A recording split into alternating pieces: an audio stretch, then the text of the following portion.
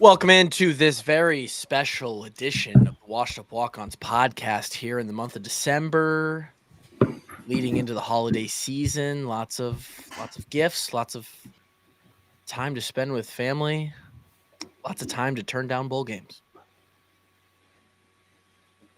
It's a sad world we're in. College football on its head after this weekend. A lot to talk about. Matt Campbell leaves Iowa State after a decade.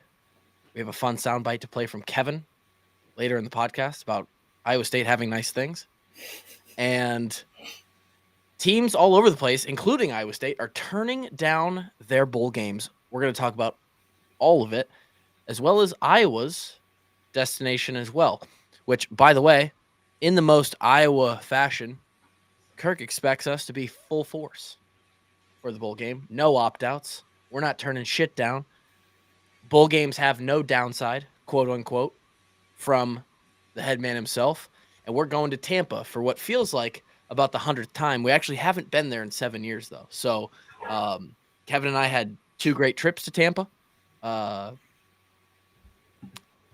Game result could have been better, but good trip, though. Right, Kev? I enjoyed the bowl trip immensely. Arguably, if you're just leaving out the game itself, I'd put it right up there with the Rose Bowl. Yeah, I would too. Tampa did it right.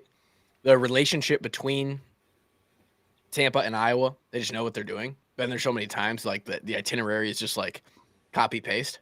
I think Ben and Fed's retired now, but I think Ben just pulls up the Tampa document and just places in the dates, and they're like, "Hey, we're good. Same hotel, same, all of it." So, yeah, we 2 of our 5 bowl trips were to Tampa, and I would say, yeah, if we're choosing out of the 4 places we went to, I'm going to Tampa again. Now, we were there also a very short period of time, but the time that we were there, like New York, they did everything first class as well. It was a great experience. They had a lot of stuff lined up. Very different experience than the other 3. Yeah, exactly. Places that we went. They do it well at most places, but there just wasn't a lot to offer. A bunch of Midwest kids out in Jacksonville. Out in LA. They put us in the middle of nowhere, Jacksonville, and wasn't great. And Tampa was fun. But before we get into all the chaos, we'll talk about Conference Championship Weekend. Thank you to FanDuel for sponsoring the show, and Grays as well. We'll talk about both of them later. Grant, Broncos are 11-2. Yep. Apologize for nothing. Everybody is leaving. Everyone should. Your Denver Broncos listener are 11-2. This is a Broncos adjacent podcast. And speaking of, the JMU Dukes are in the playoff, baby. Hey, and I'd like to credit us. Okay. For our support. Yeah, no, I'll take that. I was thinking about are you implying you're on the committee? Is that what you were going for there? I wouldn't mind if Kevin was on the committee. I'd have some opinions. I'll take Kevin on the committee. I would just like at least for Kevin to be around the committee at a minimum, just like a a presence to maybe like, hey, let's make sure we're focusing here. Let's make sure we got everything locked in. I would want Drake on the committee just so he could stare at people who have dumb things and opinions to say. They did at one point, I want to say during the Big 12 championship game on Saturday, they cut to the committee watching their games or whatever. And there must have been something that was going on because you could see like the screens and like all the committee members were just looking at something off in the distance. Like none of them had their eyes on the TV. It was probably a bad moment for them, but they also moved it now. They all have like their own screen on the floor in the middle of a conference room. They had like a horseshoe shape. They just had like a nice 60-inch TV just sitting on the floor in front of them. It was very, very weird. I'm not sure where all of this goes. The committee thing, the bowl games in general, the portal, NIL, it seems like it's come to a head maybe this year. And initial reactions, Kevin, I know you said we live in a sad world. Could you expand on that a little bit as I think as of now, I know of 4 teams, Baylor, Kansas State, Iowa State, and Notre Dame. I don't know if there's any more that have been announced, are all opting out of their bowl game, essentially saying, especially in Notre Dame's case, like these are worthless. If we don't make the playoff, we don't care. Yeah, the college football. I mean, this has been true for a couple of years now, but the college football that we all loved and grew up with is deader than a dead horse now. Poor horse. That's sad. Horse. That horse is beaten to death. Yeah, it's coming to a just new era of college football, even more so than it has in the last couple of years. You know, what the transfer portal did, then what NIL did, now what the House settlement did, and now apparently, yeah, we don't like the opportunity just to play football anymore. I think that's what kind of touched the nerve for me a little bit. Is I thought I saw somebody describe it this way, especially the Notre Dame one, where they fully intended to make the playoff and make a run in that thing, and they're a good football team. And there's an argument to be made that Notre Dame, Grant is smiling large and wide inside because known Notre Dame hater. But there was an argument to be made, and they were left out. And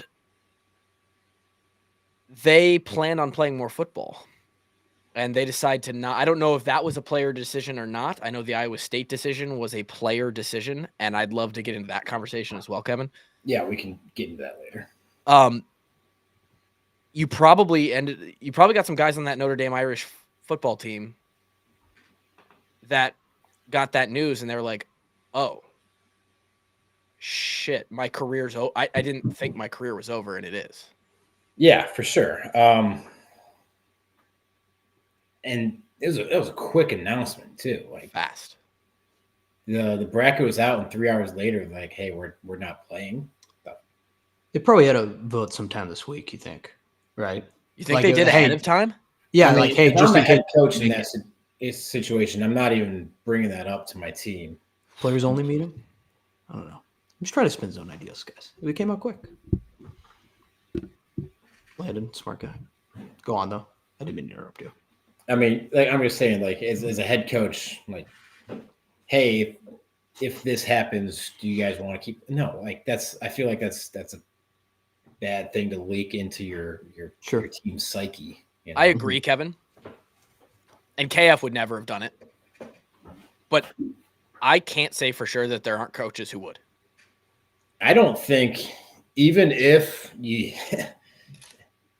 and this wouldn't happen in Iowa, and like obviously KF came out and said, hey, we're all playing, no one's opting out, whatever.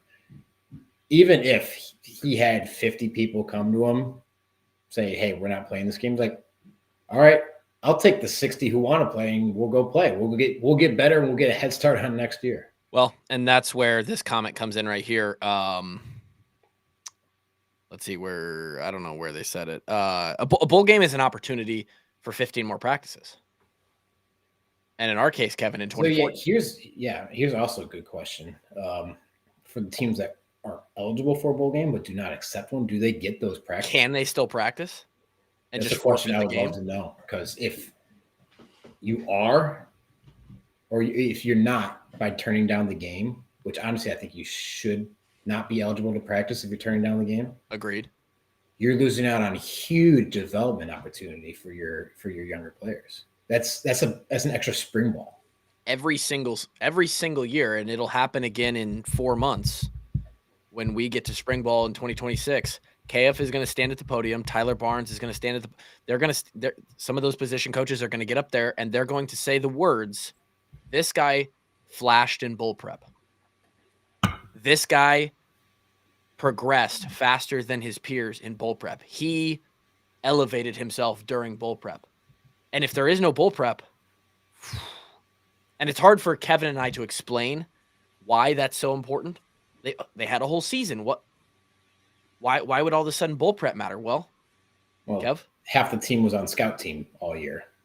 You know, they're not getting real reps, right?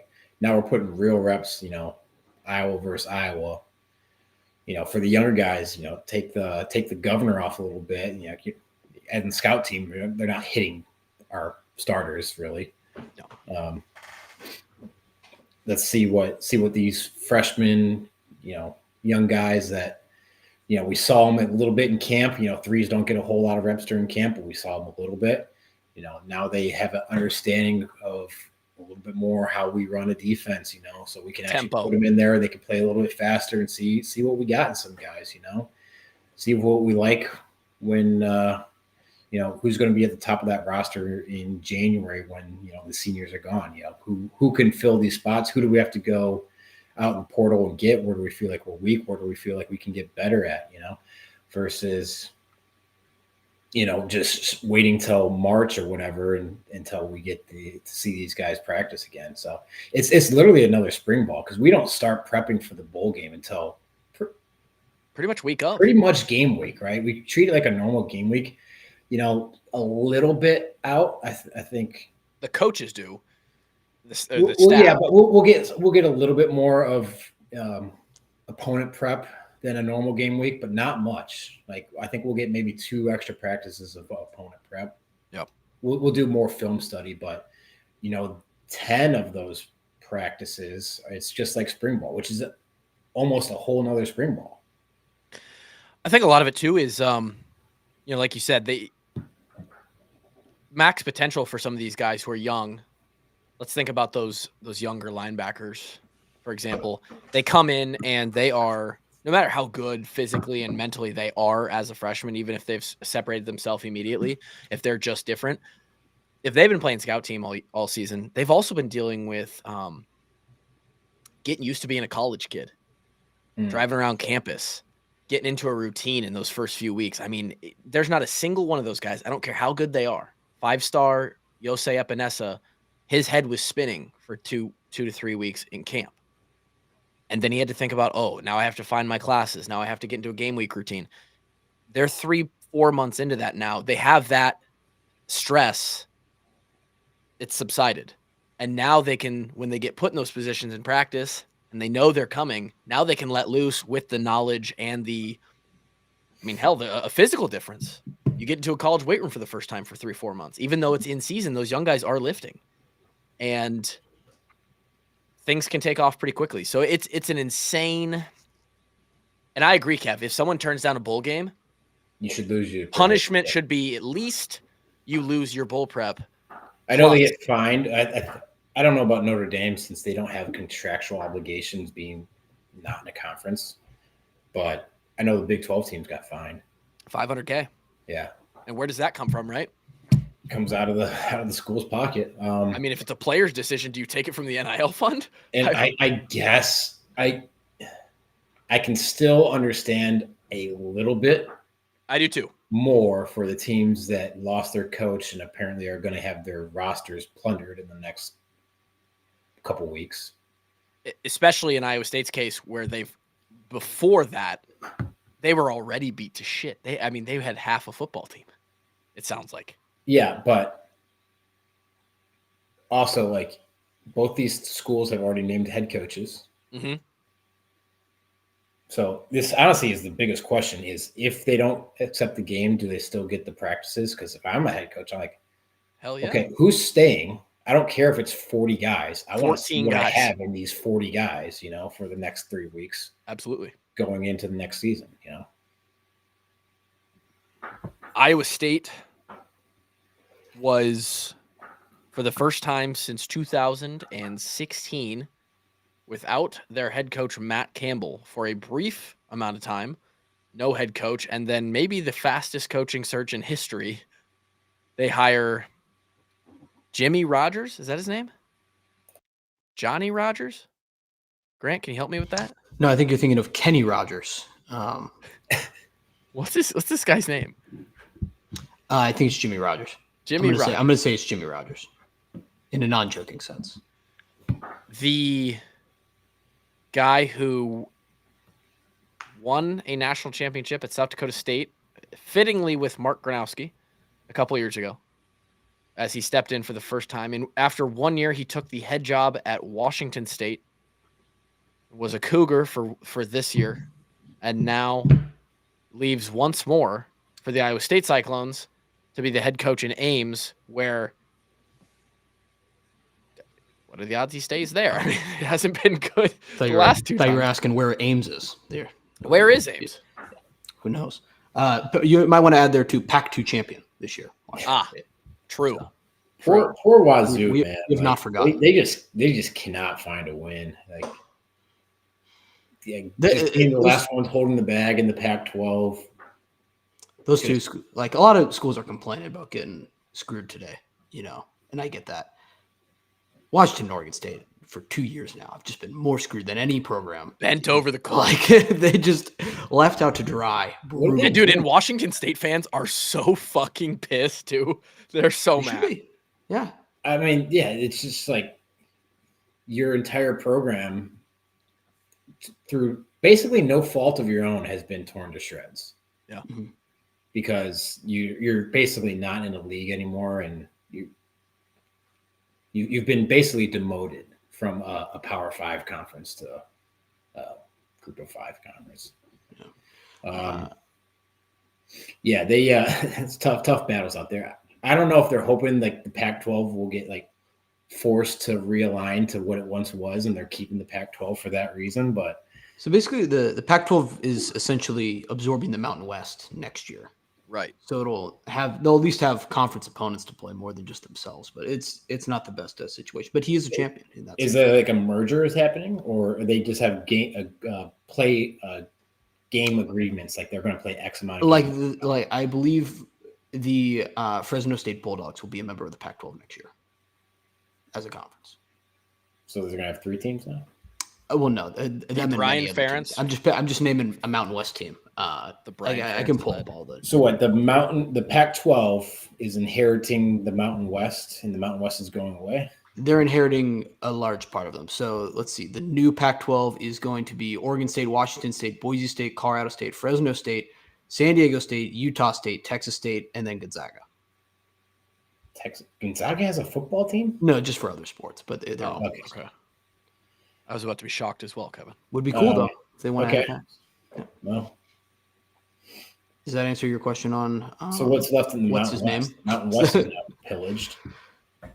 New Mountain West teams. I'm guessing they're gonna. I mean, if the money was there, I'd be like South Dakota State, North Dakota State. Do you guys want to ascend? But it looks like, because this is where like NIU for some reason is going to the Mountain West. Northern Illinois. Yeah, because we just can't have nice things in college football anymore. But I think it's let's see here. These are the Mountain West teams. You have Air Force, Grand Canyon, Hawaii, Nevada, New Mexico, Northern Illinois, San Jose State, UNLV, UTEP, Wyoming. Some of these are just basketball, I think, as well. But like UC Irvine, it looks like is on here. It's probably just a basketball one. I don't know. It's all up in the air. These could all change. Probably Notre Dame now. Does Northern Illinois leaving the MAC, Grant, does that hurt your heart more than most things? I don't know. I don't even know if, unfortunately, it's a top 5 heartbreak of this season.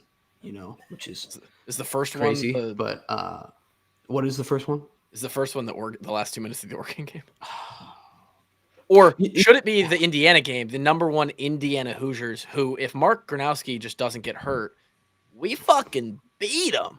The Indiana one is it's aged great, but it's also, in my own heart, it's aged very poorly because I just, I'm sitting around watching the Big Ten championship game and I'm just like pacing around thinking like we had them beat, we had a field goal. I'm just very upset about it. Someone retweeted the Zach Lutmer interception back to their 30 with 2:30 on the clock. And in my head, me and Kevin were at the game. And in my head, as I watched it today, thought, how the fuck did we lose this game? Yeah.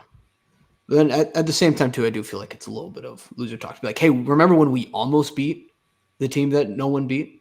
Like we just did that. We just did the same thing that a lot of other teams did. It's kind of weird talk as well. But I mean, if we're talking heartbreak, it's kind of embarrassing. But it's okay. But yeah, I just got a new coach. Yeah.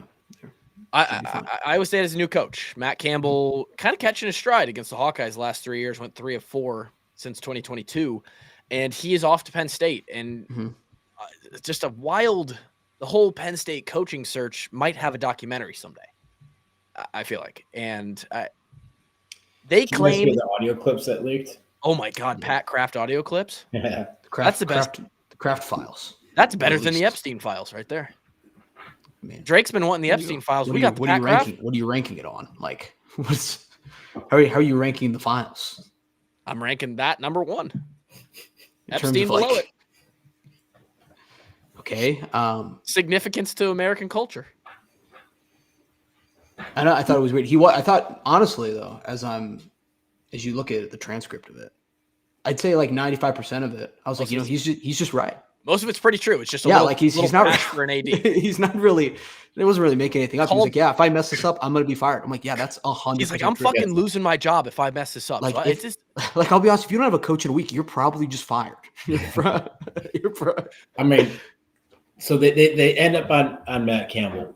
How many do they go through before they finally landed on it? okay. So 'Cause this is the conversation because Kurt Signetti was obviously the number 1 target. He gets extended and raised immediately. yeah, like within a day. Matt Rule gets extended a year, a little bit of a pay bump. Unreal. BYU coach. Kalani Sitake gets triple his salary. To Yeah. stay. Crumble cookies. Shout out stepping Crumble. in. Is there anyone else who like it was pretty well known that they were targeting? I think Bob Chesney over at JMU's coach. Urban Meyer was a name for a second. Yeah, and so was Saban, I guess. But like, how much of that is just like, yeah, I just want. Oh, well, I just for want sure, I just like- want an amazing coach. Sure. I'm sure like any AD at a prominent school that has a coach opening is like, hey, somebody get in touch with Saban's agent just to check if he's got any interest whatsoever. Like Make them say no. he's still the GOAT in college coaching. Good point here, Doc. DeBurr was a name that was thrown around a lot. Again, too, I don't know how much of this is just like did anyone genuinely believe that DeBoer would go to Penn State? You would really love to know who Pat Kraft actually called. Really? I don't know. Now, here's what I find interesting. I would love. Well, yeah, I mean, you can call DeBoer, but like to your point, Grant, like, does he take the call and he's like, no? So Yeah, it's like, we went and called McVay at the Rams, see if he wanted to leave. Like, it's just, I don't understand. Marcus Freeman was getting thrown around a lot too. Freeman was an early one, and he immediately was like, "I'm not going anywhere." Yeah, So, no, I mean, I don't know if you guys saw, he's got something happened. If you guys follow like Kalshi or Polymarket or that stuff, his odds went up to be the Giants head coach next year to like 82%, like 2 days ago. Something weird happened. Freeman? Yes. There's no way. Well, I mean, again, there's still 18% there that it's not happening. But I don't know. Something happened on is that that. why they're not playing the playoff games? Something happened About to be announced that as made the it Giants changed a United lot. game? So Something happened. here's what's really interesting to me, and this is the game that teams play. The whole time before the Campbell stuff was announced, and Campbell was a name early on when he got fired. It becomes a meme. It became a meme, like because 5 or so years ago, like he was like a hot name in college coaching, right? Well, we have a anytime good there's question coaching from opening, he's like, oh, they're going to target Matt Campbell. They're going to target Matt Campbell. Then it became a meme. It's like there's a couple of Iowa burners that like say it. Dan Palm Let's just 69. say there's mutual interest. No, I'm not the greatest journalist of our time. Thank you I'm flattered. The Nick best Jacob, Twitter account of all time is Dan Palm 69, and every time a head coaching job was open, there was a tweet that says, "This one's going to move fast. Matt Campbell and X team have mutual interest. A deal may be done by end of day." And it was so funny every single time. I'm pretty sure and he that's said this with Penn State, and it ended up being true. I want to know correlation there of Woj stepping away from the NBA to that account opening up. I just want to point that out there. So we still don't know who Dan Palm is, but it could be Woj. So they claim, Penn State, that they tried to get in touch with Matt Campbell initially when they fired James Franklin, and that they had the wrong contact information or they couldn't get in touch with him. Like how? There's no way. How? If you want a guy to coach your program, you're going to keep trying until you find and get a conversation. Slide in his Instagram DMs or Twitter DMs. He's in Ames. Just go to just show up. It's not a big town. You can find quick him. call. Like I just don't believe it, and I think because of how shit show this was, and people were saying it the whole time. I think that's because this was a terrible saga for the Penn State that they needed that to throw that excuse out there. Well, and they were going to. We wanted this guy all along. Like this was our number one guy. Whatever. And they were going to have to come up with something, and that's the only way. It's like, we tried and we lost. We got the wrong contact. Well, that's the kind of question with all this too. Is do I think Matt Campbell's the best coach in Iowa State history? Yeah, sure. Yeah. If we're just all being honest with ourselves, do we think he's better than James Franklin? Like, or if we're just trust circle right now? I'll say this. I think he's better, but I don't expect him to have more success than James Franklin. Fair. Me either, but I'm interested. I'm still interested. It's not a knock on Campbell. James Franklin had a lot of success. He just couldn't beat Ohio State. And okay, there's a lot of teams that can't beat Ohio State. Mm-hmm. Except for Kurt Cignetti. Google him. See, that was my other thing too, is with Indiana being this it's got to be the greatest turnaround in college football history. I don't even know what an argument would be for anything. Remember when we should have beat him, Grant? I don't even know what an argument would be for any other program there. But at what point now how many coaches are going to get fired over the next few years because they're going to point to Indiana and be like, how come you couldn't do this and we have better resources or we have better history? Doctorman put somebody on blast today on Twitter for saying that. They responded to Doc's tweet about something. I think he just tweeted like, yes, Cignetti and the Indiana Hoosiers are the number 1 seed in the college football playoff. My story here. And someone responded underneath, if Indiana can do this, why can't Iowa? And Doc came back with like, if you want to fire the longest tenured head coach in football, who's 11th over the last 10 years in total program wins, just in front of LSU, just outside the top 10, winning 8 games a year, go for it. There's almost every team has a better excuse to bitch about why they should fire their guy. Like Iowa is not the team that there's just so many people out there who you have 5 times more likely a chance of ending up like Nebraska or Wisconsin that just nuke their programs than you do of like catching fire. And they hired a great coach who brought a lot of great players. They got a lot of investment from the school and the boosters. Like low key, they have a pretty well funded roster. But they got Mark Cuban money. They also had a soft schedule last week, so they were a good team, but a little bit inflated by the schedule, so they could get people to buy into what they got going on this year. Now this year they're legitimately probably the best, if not the second best team in the country, right? Yeah.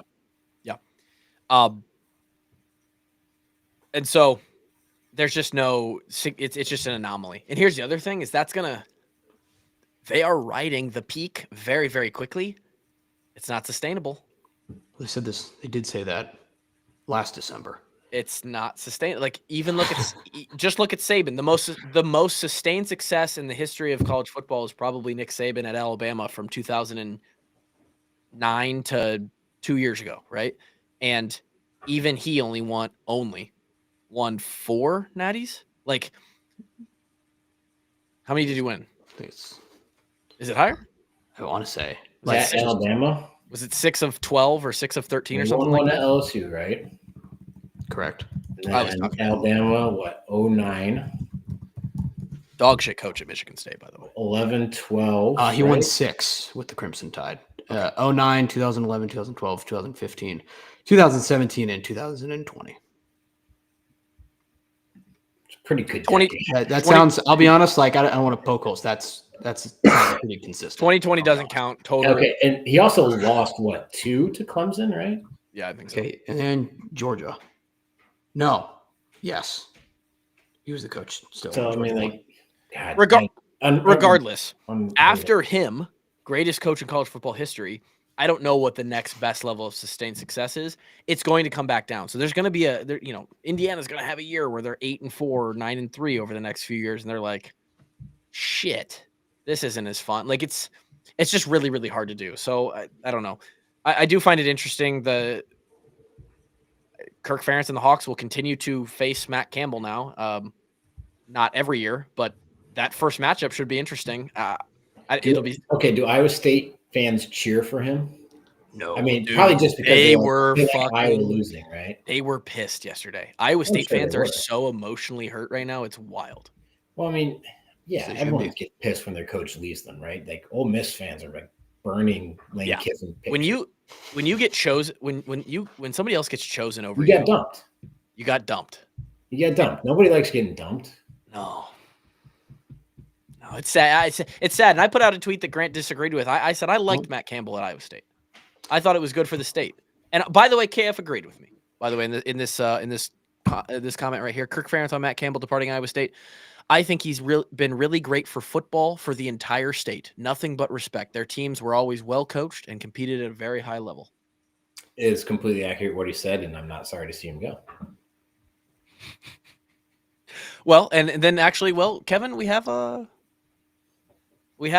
Iowa State opinion from you from an earlier podcast at some point. Is this year? Probably. I don't remember. This is Maybe. Kevin Ward at an earlier time in the Rocking the stash. This is either this year or like I hate the idea of Iowa State football players and Iowa State fans being happy. I don't want them to be happy ever. I want there to be zero happiness in Ames, Iowa. I would sell Ames, Iowa to Nebraska if I could. I mean, I get it. I mean, that there, Kevin Ward. it still rings true to this day. I want zero happiness. I fucking love you. I put out that tweet in no way saying I want them to win football games. I want them. Hold on. That's also not true. Against Iowa. Every year, I'm still going to cheer for Iowa. I want us to beat the dog shit out. I don't want them to ever have the trophy. In this rivalry, I hope everything goes wrong for them.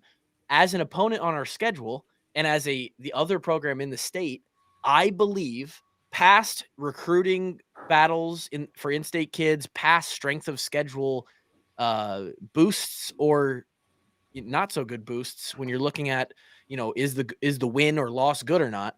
I think that a program like Iowa State being good and a program like Iowa being good in the middle of the Midwest is good for the development of the youth football in the area. It makes the state better. It makes more kids want to play football, go be a Cyclone, go be a Hawkeye.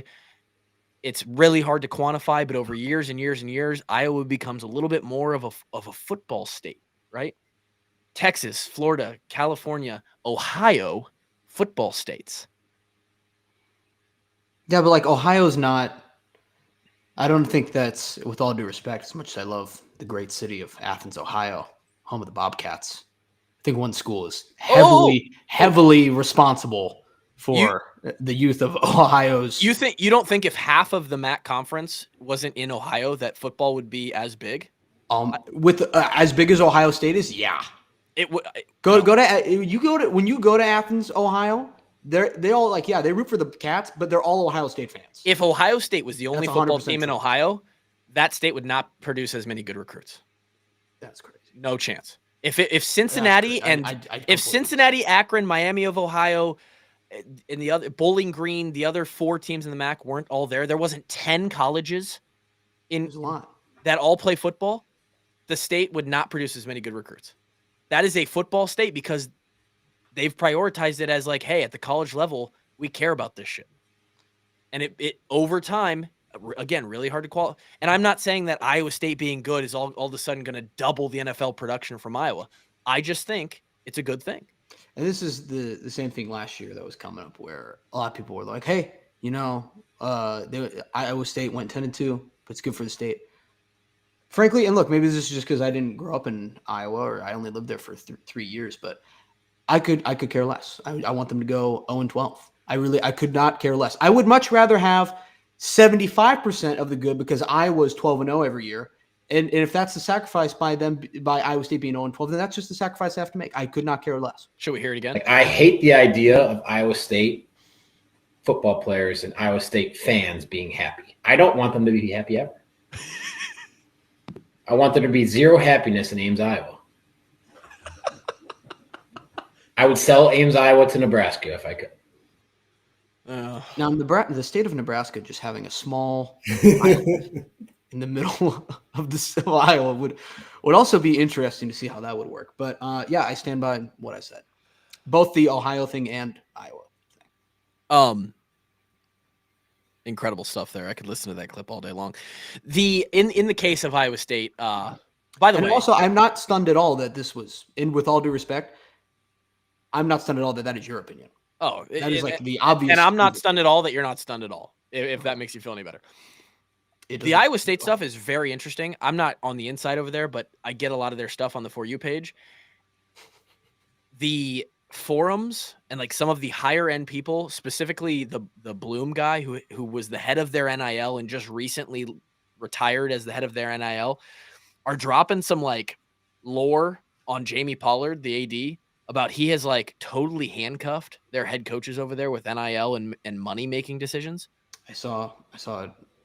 And they are, a lot of them are starting to get on the train of like, we just lost Matt Campbell. Supposedly the quote was like, if Jamie Pollard would have given Matt Campbell more control with the money, he would have been here for another 10 years, but he would not relinquish any of that control. What control, like as far as like amount of funding that funding that goes directly to the football program, the kind of, I think all the way down to the granularness of like, hey, we want this guy, we're going to give him this much money. And like Pollard has a say in that. Like, somebody wants to donate a large sum and he puts it in the general fund instead of just the football fund when the donor wanted it all to go to football, kind of that shit. Like, and supposedly Otzelberger, their basketball coach, has experienced some of the same stuff, and one of their other coaches as well. And the fans are pissed. They are. I mean, they don't have a ton of resources with regards to NIL. They're tight. They're tight on money. And also, like, their athletic budget's not nearly as big as Iowa's because the Big 12 media rights aren't nearly as valuable. It's like 60% of what Iowa's is. Yeah. So very, very interesting stuff going on over there. I don't know how this Johnny Rogers guy is going to do. I know his name's Jimmy. Should be interesting. Dick Rogers. He's going to does Rocco Beck now follow? How many players follow Matt Campbell to Penn State? How many coaches? I believe the DC is retiring, right? John Haycock. He what happens over there? I don't know. It feels like, for the short term, a step back for the program. I know this isn't an Iowa State podcast, but it's kind of a wild situation going on over there. I personally thought he would stay. I didn't think he would leave. Supposedly he's got his mom and his wife's mom are experiencing some health issues and they want to get back closer to home. And this was just the opportunity to do that. I don't know, man. It's weird. I mean, no one can deny it's a much better coaching job, bigger opportunity. For sure. Now, job security's going way down. Bad. Real bad. You can go 7-5 forever at Iowa State and they'll keep you. I thought he was their KF. Yeah, I mean, yeah, if he went 6-6, 8-4, 9-3 occasionally, beat Iowa at a decent clip, like they would have kept him forever. But there's no doubt that Penn State's a step up as far as coaching world goes. Now, one of the interesting things I did hear from the Pat Kraft files is them talking about how nobody wants to go to school in State College because it's a tiny town in the middle of nowhere. I'm like, that can't be true. I mean, like, they're like, I thought they're like right outside of Pittsburgh. I Googled, they're 2.5 hours from Pittsburgh, like 3 hours from Philly, 3 hours from DC. They're out there in the sticks. You remember when? No. Here's this: the town is about half the size of Iowa City. Really? Yeah. Wow, I didn't know that. Yeah, it's you're out there. So wasn't that the thing with the playoff? They said that they couldn't get like the runway at the airport wasn't long enough or something. Yeah. I don't know if that was a real complaint or not, but could not have been. One of the jokes when Franklin took the Virginia Tech job was like he immediately went to the airport to check how long the runway was. So what was this about because I remember we flew in and I felt like we were still an hour and a half away from the college. It was weird, man. When you go out there, it's weird. There's some rolling hills that you go through, some beautiful scenery when you drive if it's at the right time of year. Stayed in like a hotel. It was weird, and then we got our ass beat. So I didn't really. I think I actually blacked out the memory a lot of it. But So inside was cool. Yeah, the last outside actually sucks. It's an ugly ass building. I have one last question when it comes to this ISU hiring. Is that the Iowa State fans? I understand that they're mad now and they're upset, but what's going to happen in March when Kentucky calls to makes a phone call to Ames to fix their basketball program? Oh, what's going to happen? It's I don't know. Is it just utter chaos in the streets? I don't know. It's gonna could happen. For a while there, like the Stein guy that we were talking about with Brad. Stein Seeds, he's agriculture, like the most rich billionaire in Iowa, $10 billion net worth or whatever. Yeah. The fan base thought he was going to get involved and try and like Crumble Cookie Matt Campbell back to Ames. Well, okay, I saw the memes about Crumble Cookie. What is that? You don't know? So Crumble is a Mormon company. Yeah.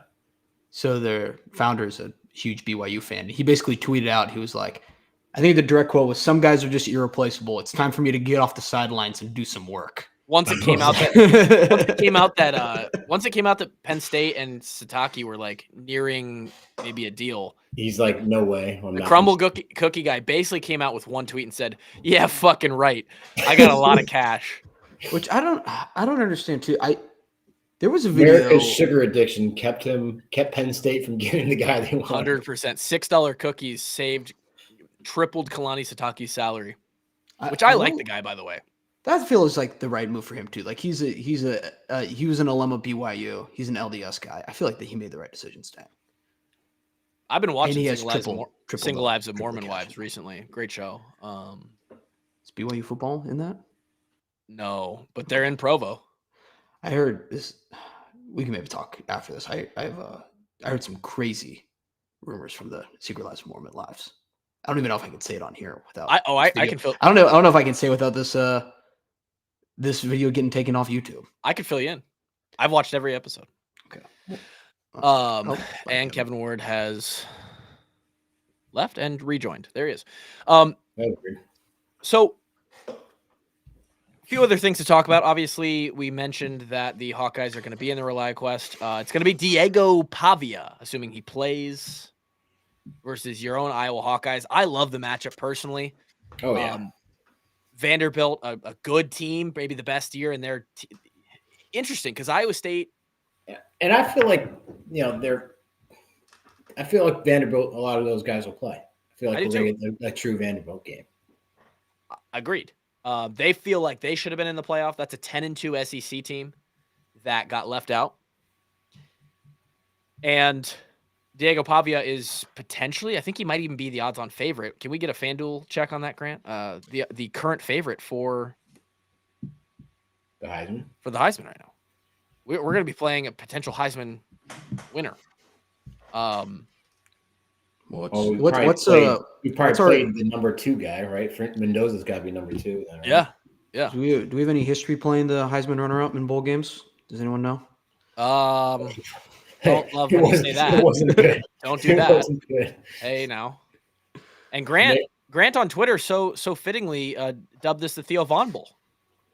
Theo Vaughn has been very active with the Vanderbilt and Diego recently. I'll be honest. This could have been just Iowa versus like 5 different LSU teams, different SEC teams, LSU, Ole Miss. But he's been a big Vanderbilt fan, I guess. As we talked to him at Vanderbilt's campus. Yeah. Well, he's a big fan of the quarterback's mom, from what I hear. He's trying to bang Diego's mom, which is great, and Diego seems fine with it too. And known washed up walk-ons fan. They're wearing our shirt on his own podcast where he interviewed. That's Tommy Lee. Tommy Lee. Yeah. So I do have the updated Heisman odds, by the way. Okay, can you give me those? On FanDuel, it is Fernando Mendoza, the leader in the clubhouse, at -2,500. And then Pavia is +1,200. Oh, so this is Mendoza's winning the Heisman then. I don't know how I feel like he would be my easy pick. But Do you, Grant, feel like after his interview post game last night that his odds should go down? no, I didn't think that was as egregious as everyone else That's who did. he is. I'll be honest. Like he's been doing this for. His best interview was when he was at Cal, and to get the team 6-6, he just is like screaming into the mic. And they're like, "What are you going to remember from this game?" And he's super calculated. He's like, "I'm going to remember going out with my brothers, and we went out there and fought so hard." Like he's been like this forever. I love it too. He's just kind a of a genuine dork. guy. But I think He's a big time dork, man. I think I love having him. Yes, teammate, honestly, I do like, too. Just people, I don't care if it's college football or if you're a movie star or something, just anyone who you could tell they're just super genuine. They're not pretending to be someone that they're not. I appreciate that. And Mendoza, every single time they put a microphone in front of him, he's just himself. And I think he's got a big ass smile on his face too. He's smiling all the time. Grant's gonna hate me for this, but I of course turned off the TV after the final score of that game last night, unknowingly. I watched Indiana go up 13-10 and then woke up to the same final score. Was like, oh, cool. I saw it. I didn't know I saw a missed kick from 4 yards, but caught up on the rest of it. Hit Mendoza on that drive. That ball to Becker, the long ball, and then Surratt in the end. Come on now. This guy can throw the ball. And Becker, love Becker after, is that his name? After the game, OH, fuck you. Did you guys see that one? No, I did not see that. Oh, we got to pull that one up. Wait, so hold on. When did you turn the game off? Immediately after Surratt scored the touchdown. I was tired. It's just great. Why did you even turn the game on? Like, I just don't understand. I had to check the score, and they were going to score. So then I watched them score, and then I turned it off. I did watch almost all of the Big 12 championship and pretty much all of the SEC championship, though. Why'd you even turn the game on if you didn't want to know how it ended? I just don't understand. I like being surprised in the morning. Yeah, record that shit. Don't check your phone. Like what? I don't get. I like being surprised. I feel like you'd be surprised how good sleep feels when you have 2 children and you're like, I only have a certain. That's what I'm saying. Record it and don't check your phone. Go to bed. Yeah, like if you were just like I'm not even going to watch it because I'm not going to see the ending. Then I understand that. T. Hink says, is he autistic? If you're talking about me, yes. If you're talking about Mendoza, probably also yes. I think maybe all of us are at this point. It's in the water. I think you're. I don't know if maybe I'm discovering now there's a way to do it, but I think you might be watching football wrong. I'm just gonna throw that out there. Well, I'm definitely not watching it like you watch it, which is probably the correct way, just start to finish, just like knowing what happens. All right, so this is the kid who caught that long ball. He's been balling out all season. This is the long ball on 3rd down to seal the game. This is after the game. They're celebrating. Yeah, I know. But thank you for providing that context there. Daddy, it's time to start saying Heisman Doza. Daddy, it's time to start. Yeah. He's lucky that finger wasn't on. It's in there. It's this kid going OH and just a big bird to the camera. Fuck you. And Ohio State obviously took this great after the game. You should see the comments. One of some former Ohio State player actually dug up, came out of the woodwork and was like, I remember this guy's dad when he tried to play for Ohio State, 20, 30 years ago. And he was a bum too. Must run in the family or must run in the blood. Dude, it was unbelievable. Some of the shit that was coming out because of this. So I'm happy for Indiana. I'm going to talk to the person that did watch the game. Grant, what were your opinions of the Big Ten title game? I think the committee got it right by not dropping the loser out of the top 2. Because I didn't watch that game and be like, oh, if they got a rematch of this in the semi, there's no way like Ohio State can beat them twice, right? Like even if he makes that chip shot field goal at the end, like maybe there's a chance they go on and win it or whatnot. But I think it felt similar to the Oregon game where, Indiana, despite being the underdog in the game, and even being down at points in the score, it kind of felt like it was just leading towards like they just keep chipping away at this. And it feels like they're going to take the lead at some point. And once they have it, I'm not sure they're going to get rid of it. But I was thoroughly impressed. I mean, yeah, they played good, and they are a great team. Mm-hmm. I think their defense finally is getting the credit it deserves. Sure. Overall, I will say, like, I still think Ohio State's a better team that wins more often than not. Say they play 10 times. They had so many opportunities that they just did not capitalize on. Also, kind of on a separate note, Okay. I know it's the Big Ten and we let them play a little bit more, but there were some egregious no calls in that game. Yeah. Kind of both ways, but especially at Ohio State, the defensive line was getting assaulted, and we're not getting any flags for holding. So Yeah, who knows? I mean, a little bit of a home crowd for Bloomington, so you could say potential home cooking going on there. But I don't know. It's I also tweeted out after the game. I was like, "This is an incredible win for the Indiana program. Historic. They should be celebrating this for the next until they play their next game, and then keep celebrating this afterwards." But I will be putting a future on Ohio State after this, and it's the same way I felt after like Ohio State lost to Oregon last season. You know, like the Will Howard statement slide or whatever, let the clock expire. But I still think like Ohio State, I think they're still the favorite right now. Their odds just went up a little bit more. Like you're still getting potentially the best team at just better odds now. Pull up the national championship odds. Yeah, I got you. I would love to see what we're sitting at now because I Indiana. have a couple futures. The thing about Indiana winning that game, and people say conference championships don't matter, their path is significantly easier than Ohio State's now. The path thing is interesting with the seeding and the way shit happens. You've got national I do championship. not want to be on Georgia's side of the bracket right now. FanDuel odds for national championship. Ohio State plus 220, Indiana plus 280, Georgia plus 550, Texas Tech plus 900, Oregon plus 900, all the way down to Texas A&M plus 7. Can you share that? Do you have that? Yep. All right. You try and See, I don't hate taking Georgia. I'll be honest. That bigger, I can't see shit. So Ohio State's still a favorite. I mean, I'd put a bet on Indiana because I think that Indiana makes it to the title game. So I think. Oh yeah, Indiana can easily win this. Yeah. Yeah. Oh, I mean, obviously they beat the number 2 team. Yeah. Like they're the number 1 team in the country. Yes, I think that they can win the national championship. And I think their side of the bracket is significantly easier than the other side. Yeah, because I mean they get the winner of Alabama OU, which I think both those teams are incredibly flawed in a lot of different ways right now. I don't know about fraud, but I think Indiana will match up very well against either of them. I'm saying flawed. The only thing FL, I'm worried about AW. for Indiana is I guess this would be the same for the other 2 teams that they play, but we got to go to the Rose Bowl, and the Big Ten does not do well there. Fair. specifically the Iowa 2015.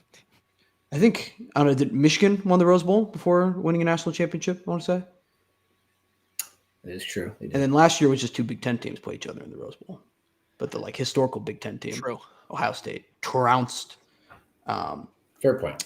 Tough day for Oregon that day. So then you got to be thinking if you're Miami or A&M right now, and you got Ohio State next. Can you pull those odds back up? What are Oregon's odds? Plus 900. Actually, plus 850. They are I think 4th highest best odds, right in front of Texas Tech. they won. I'd be surprised if one of the top 3 seeds did not win this championship. If it wasn't That's fair. Indiana, Georgia, Ohio State, I'd be surprised. Because we fixed the seeding thing this year. We had the whole mess with, it was great to be whatever Penn State was to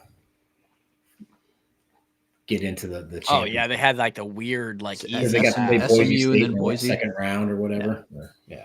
I don't. I like JMU's path to the ship, honestly. Take down. I think. Well, I mean, so to finish my thought, like, yeah, everyone's complaining about, oh, this team got screwed over, this team got screwed over. I really don't know if there's any teams. Like, I think the top 3 are in a different category than the other 9 on this bracket. I would love to see Texas Tech play one of those top 3. I think they're a good team, and we're going to see it. I'm sure. I think they will beat Oregon. Mm-hmm. But I mean, I think that'd be a good game. But I do think they'll be the favorite. They can play, man. They were. I don't. And Grant's gonna. Grant's always on me. I love it that Grant's on me about not being a college football fan, not watching the right way. The bit is fun. That game's in Miami. That's a long ways for Oregon to travel. Yeah, I watched. I watched a lot of that Texas Tech BYU game sitting around yesterday, and I kind of sat there and I was like, damn, Tech can play ball. Like, I wish I would have watched a little bit more of them actually this year. Like, they're fun. No, they can play. It turns out in the NIL era, if you just have, and I mean, obviously there's more that goes into it, but just dumping all of the oil money in Lubbock, Texas into your program doesn't hurt. They still have to go win. They still have to go win the games. It would be so cool. It would be so fucking cool to have oil money, man. This is why we need to convert to nuclear and renewable energy so that those freaking Texas so that Texas put money into their programs. It's a scheme by the Big Ten. Can I ask you guys, because we haven't been we've 56 minutes into a podcast after on the day of this bracket coming out, we haven't talked about it. How do we feel about this bracket? Notre Dame left out, Alabama gets in. The ACC was just embarrassing themselves last night on Twitter, saying that Duke had a case. JMU gets in as the last highest ranked conference champion. Obviously, do we feel like this was a just bracket? Did we miss here? I'm cool with it, honestly. I really don't think I'd do a whole lot differently given the parameters. Like, do we want to? We can have the group of 5 debate, the 5 conference champions debate, but I think Miami over Notre Dame is the clear and obvious choice. I do too. Fair. I'm fine with it, honestly. I think they got the right stuff. I do think there needs to be more consistency in how we're evaluating. As much as, I think Alabama is better than BYU for sure, but I do think it's weird that you're telling BYU, this mostly not super competitive game that you played in your conference championship is enough to make sure you're not in the playoff. But Alabama, I mean, it was not super close against Georgia if you watched it. And they do have a head-to-head thing there where they beat Georgia earlier in the season. So if they didn't beat Georgia and if they had the same record, but they didn't beat Georgia earlier, there's no way they could have been brought in. But then they also have here's the thing. Have a way worse loss than their loss is bad. The Florida State loss is bad. And then for sure. It is. Here's the thing, though. Like you said, they beat that team that beat them. Sure. One of the best wins of that the year. saved them. For sure. Of course. Yeah. Mm-hmm. Obviously, if they don't win that game versus Georgia early in the year, it's not even a discussion. Mm-hmm. But they were in the playoffs before championship weekend. BYU was not. They were not, no. So there's no calculus that makes BYU better by losing that they should now be in the playoffs. Sure. But I'm more saying too, I almost think that they should have been in consideration to be in the top 12. I mean, you can make the debate BYU versus Miami. I'd hear that debate. Okay. And I'd honestly, I'd probably be okay with it if you put BYU in over Miami. I would too. I'm not okay with you putting Notre Dame in over Miami. That makes no sense to me. Agreed. And then my other gripe is I think they 100% got it right putting in Miami over Notre Dame. The head-to-head has to matter. It's setting a horrible precedent if you're saying it doesn't. But at the same time, too, I do understand then Notre Dame's gripe then if you're we were ranked above them the entire the past 8 weeks that we've been doing this poll, and then both of us don't play over the weekend, but Miami still jumps us. I agree on that too. There's no reason they should have been ahead of them.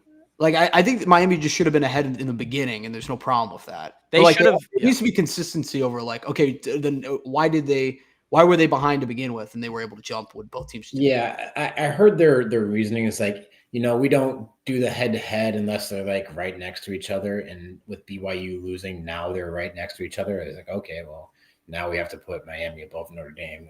I don't know. It's kind of a little mental gymnastics in my opinion, but in the end, I think they got it right. Now, I do have one last gripe. Go ahead. Iowa got screwed.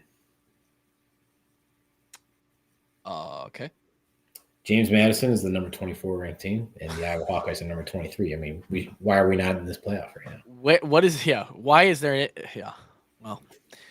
Well, and that's maybe a conversation I want to have as we get closer to the we'll save it, but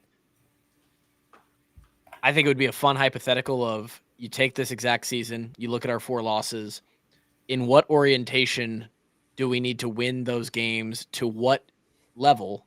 Is it 10-2? Did we have to be 11-1? Well, I think it would be basically who's the last at-large team in? It's Miami. So what would we have to done for our record or resume to be better than Miami's? Miami's got a good win over Notre Dame. I think you probably have to beat one of the two big. But they have two not good losses. Who did they lose to? They lost to It's Louisville and another Louisville, team in the ACC who I 100% remember, but I'm just not going to say it. My other question to maybe finish this podcast. Oh, SMU. They lost to SMU. SMU, yeah. So I mean, two solid teams, right? Yeah. But they've got a good win over Notre Dame's their best win, obviously, and then I guess Pitt would be their next best win. So I think if I will, we have to be 10-2. Yeah. If they beat, if they just beat Iowa State and USC, was it enough? probably not. Probably not. No. Had If to they get one of beat the big Oregon in Indiana, yes. If they beat one of those two and one of the other two, is it good enough? I think if you had Or Oregon, maybe if they beat, I don't know. They have to have a good win. So they have to have had beat Oregon or Indiana, at least one of them. Yes. And then I think they have to beat either. but then you might be kicking Oregon out then. If Iowa beats Oregon, and you're like, okay, we're 10-2 in this situation, then Oregon would have been 10-2 as well. You might just be kicking out Oregon. That's true. That's valid, yeah. Would have been interesting. Are bowl games officially dead? With they're on life support. I mean, we're agreeing to go to 16 teams in a couple years, right? I think they're moving that way. Yeah. And there's word of being 24 in the future. I mean, they're on life support. You got teams saying we don't care. We'll take a fine. We don't care. They better figure something out fast, or these bulls are going to. I think they're. So in terms of taking the fines and stuff, I kind of understand though. I saw Baylor put out a statement. They're 5-7. They declined the Birmingham Bowl because they're like, well, basically for the past 2 weeks, we've been assuming our season was over, right? Until like you called us today and said we're in a bowl game, and we've kind of been operating like already in the postseason. The statement said like we are deeply into the process of setting up 2026, which means like, okay, half our players are in Cabo San Lucas right now. we're not practicing. Our guys went home. Like we can't play in this game even if we wanted to. Like I understand them saying no. But yeah, I think the Notre Dame decision is the big one. That's just total. It's soft. It's poor sportsmanship, and Agreed. Unless they know like Marcus Freeman's gone for this Giants job or whatever. Like, hey, I don't know how reliable those cal sheets are. It's a very bad look on the university and the program, in my opinion. You know, if you want to, you're pouting. You're being a little fucking bitch child. You know that. You know you're turning off the Xbox because you're losing in the third quarter or whatever. That guy was the worst. My brothers did that a lot. I'm not gonna lie, I did that too. Who didn't? The younger brother getting whooped by his big brother. Everyone did it. Yeah. I might have accidentally knocked the button a couple times too. Notre Dame, if you want a clear path to the playoff, just join the ACC. You would have been in the title game, win the game, and you're in, right? I saw some people were suggesting like, hey, if you're so mad that JMU, the Sun Belt champion, got in over you, you could just join the Sun Belt. Join the Sun Belt. Like just join the Sun Belt. Then you would have gotten in. But I mean, they have agreement. I think they play 6 ACC games a year. Just play 2 more. Yeah, it's not that hard. When you're part of the conference. So what they drop? So you're saying they have to drop like USC? They don't even have to drop those games. I mean, they played a couple of. Let's look at their freaking schedule. They drop like I think they played Army and Navy or just Navy. Yeah, drop one of them. You can drop Boise State. You can drop Navy. You can drop Texas A&M, Purdue, Arkansas. Any of them. 2 of them. Just 2 of them. A lot of history between Boise and Notre Dame. I think. Is that one? Can they really get rid of that game? There's a story. It was pretty convenient for them that it would be convenient with Stanford now being in the ACC if they just joined it because they still get to keep that game around. But yeah, it's true. Yeah, so they can keep Stanford as their rivalry game at the end of the year. They can still play Purdue at the beginning of the year if they want. I think they would protect. They need one more non-conference game. It's not that hard. The other thing for them is that their ACC schedule that they did get was pretty weak. It's just not the solution is not that hard. Join a conference. Did you see the bullshit where like they have some agreement where if they are in the top 12 in the AP poll, they get an auto bid to the playoff, no matter like they have to be in. They somehow sign this deal. With who? Yeah, I don't know, some backroom I don't even handshake know. agreement. I mean, obviously it's not valid because they're not in. It starts next year. So if this situation would have happened this year where they were on the bubble, but they were ranked number, let me look it up. So who do they bump? Do they bump one of the Just the next champions or the other at large? The other at large. So we're reserving a spot for Notre Dame and no other independents. This is bullshit. I'd like to let's get Iowa's lawyers on the phone and see if we can get a spot reserved if we're in the top 30. As part of a memorandum of understanding signed last year that guarantees that the field will have at least 12 teams in 2026 and beyond, Notre Dame would be guaranteed a spot if it finishes in the top 12 starting next year. They get a special carve out that no other team in college football gets.